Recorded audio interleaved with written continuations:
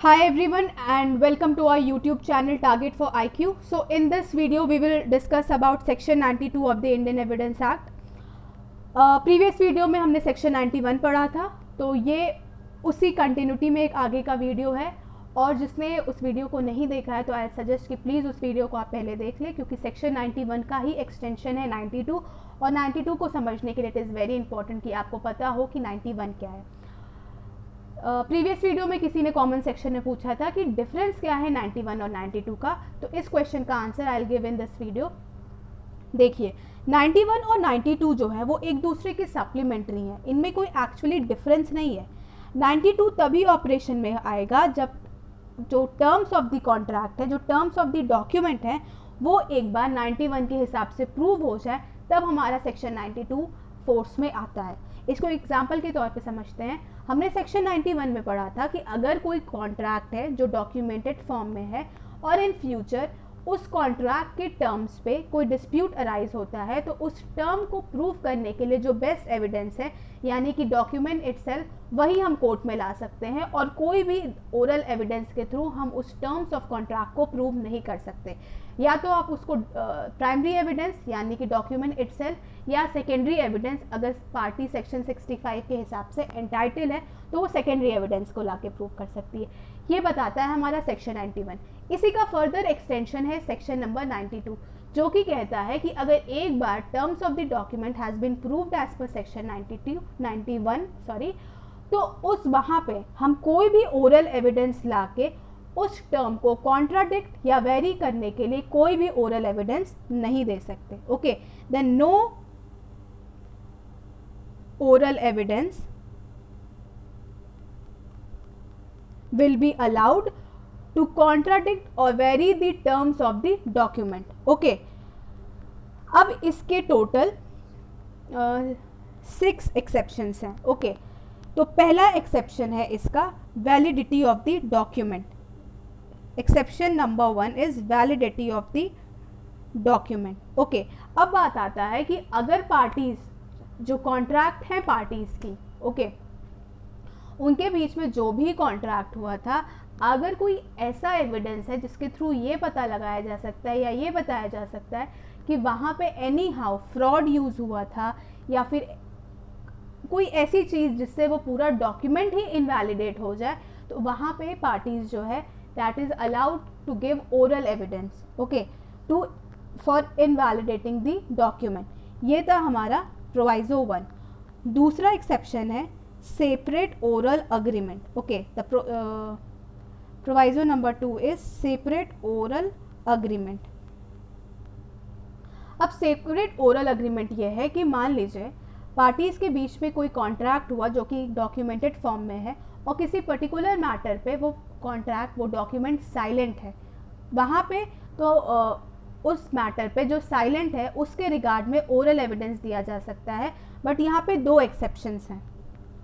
पहला कि वो जो मैटर होगा that should not be inconsistent. Okay, that should not be inconsistent with the terms stated in the document. जो भी एसेंशियल टर्म्स हैं उस कॉन्ट्रैक्ट के, उससे वो जो भी मैटर जो साइलेंट है वो इनकंसिस्टेंट नहीं होगा। दूसरा एक्सेप्शन है फॉर्मेलिटी ऑफ द डॉक्यूमेंट। दूसरा है formality of the document.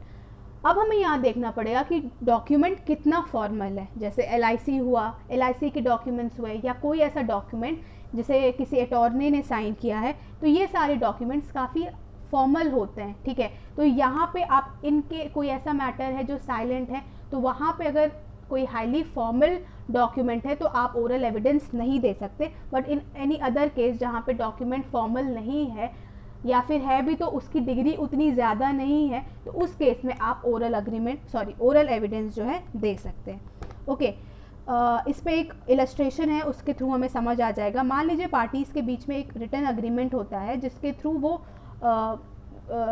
Horse का सेल करते हैं, but in respect to soundness वो कॉन्ट्रैक्ट साइलेंट रहता है, तो वहाँ पे हम इस रिस्पेक्ट में कोई भी ओरल एविडेंस लाके दे सकते हैं कि भाई जो पार्टीज़ थी उनके बीच में कोई ओरल अग्रीमेंट हुआ था regarding the soundness of the horse. Okay, फिर हमारा थर्ड कंडीशन प्रोवाइजो है condition precedent. This is the condition precedent. Condition precedent, अब इसको I tell you in a very easy language, इसको 2 से 3 बार आप सुनेंगे तो आपको समझ में आ जाएगा, थोड़ा सा टेक्निकल है।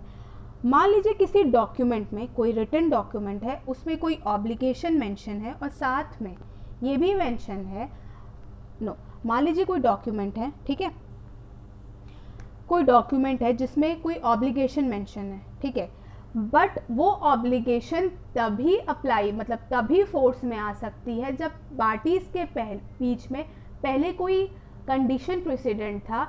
जब तक वो कंडीशन प्रेसिडेंट फुलफिल नहीं हो जाएगी तब तक उस डॉक्यूमेंट में मेंशन ऑब्लिगेशन जो है वो इफेक्ट में नहीं आ सकते। ओके, इसको हम आपको एक एग्जांपल के तौर पे समझाएंगे तो आपको समझ आ जाएगा।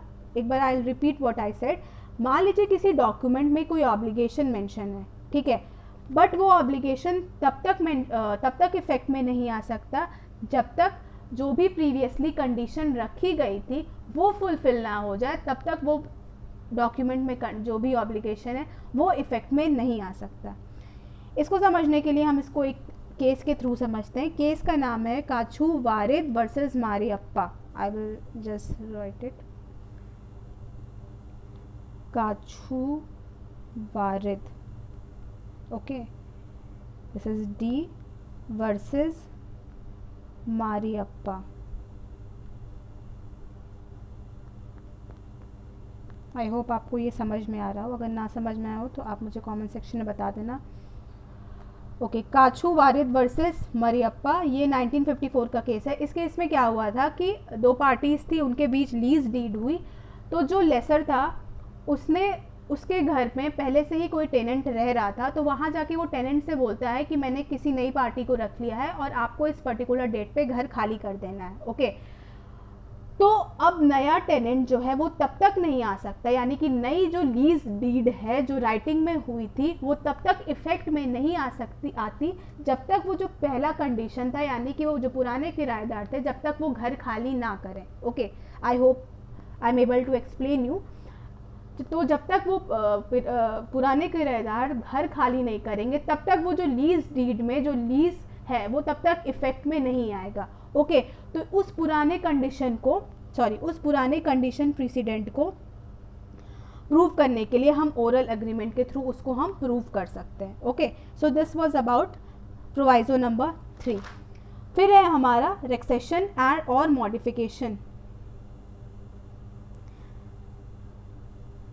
रेक्सेशन और मॉडिफिकेशन।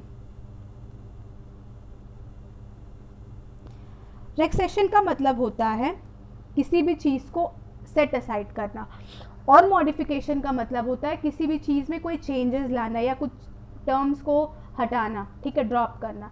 तो मान लीजिए पार्टीज़ के बीच में कोई कॉन्ट्रैक्ट हुआ, बाद में उन्होंने किसी ओरल एग्रीमेंट के थ्रू आपस में कहा कि नहीं नहीं हम जो है अब कॉन्ट्रैक्ट नहीं करते हैं, उसको रिस्किन कर रहे हैं। ओके, या फिर वो उसमें कुछ मॉडिफिकेशन कर लेते हैं, तो वहाँ पे ये जो उनके बीच में ओरल एग्रीमेंट हुआ था उसके रिगार्ड में वो ओरल एविडेंस दे सकते हैं। फिर है proviso number 5, that is usages and custom usages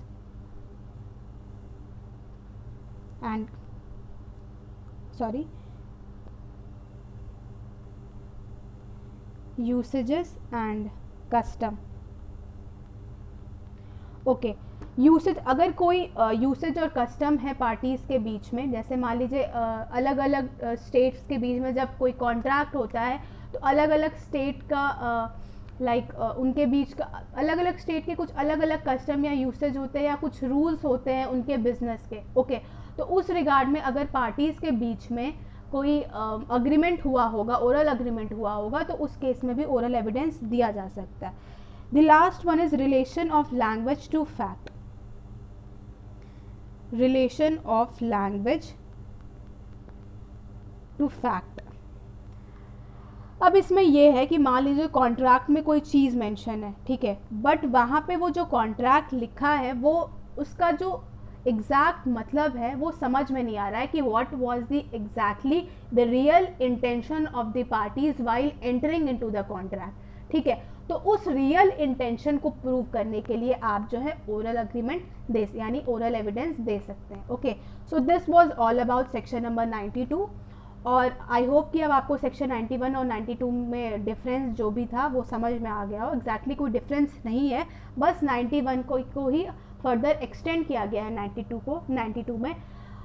बस जहाँ तक मुझे पता है एक difference I know, may be हो सकते और डिफरेंस हो, बट व्हाट आई नो कि जो सेक्शन 91 की एप्लीकेबिलिटी है दैट इज़ यूनिवर्सल एप्लीकेबिलिटी, यानी कि उसमें जो डॉक्यूमेंट यूज़ हो रहे हैं वो थर्ड पार्टी के अगेंस्ट भी यूज़ हो सकते हैं। बट जो सेक्शन 92 है that is strictly confined to the parties to the contract, यानी वो डॉक्यूमेंट केवल पार्टीज के बीच में ही यूज़ हो सकते हैं। So this is the difference which I know, बाकी कोई डिफरेंस नहीं है, 91 का ही सप्लीमेंट है 92 में। तो आई होप आपको ये वीडियो समझ आया हो। अगर ना समझ में आओ या फिर किसी पॉइंट पे आपको कोई भी क्वेश्चन हो, कोई भी डाउट हो, तो please do let me know in the comment section. और अगर आपको yes I will repeat it again, अगर आपको कोई ऐसा टॉपिक है लॉ में जिसमें आपको वीडियो चाहिए तो आप कमेंट सेक्शन में बता दीजिए। I will try my best कि मैं उस पर वीडियो बना सकूं। Thank you so much.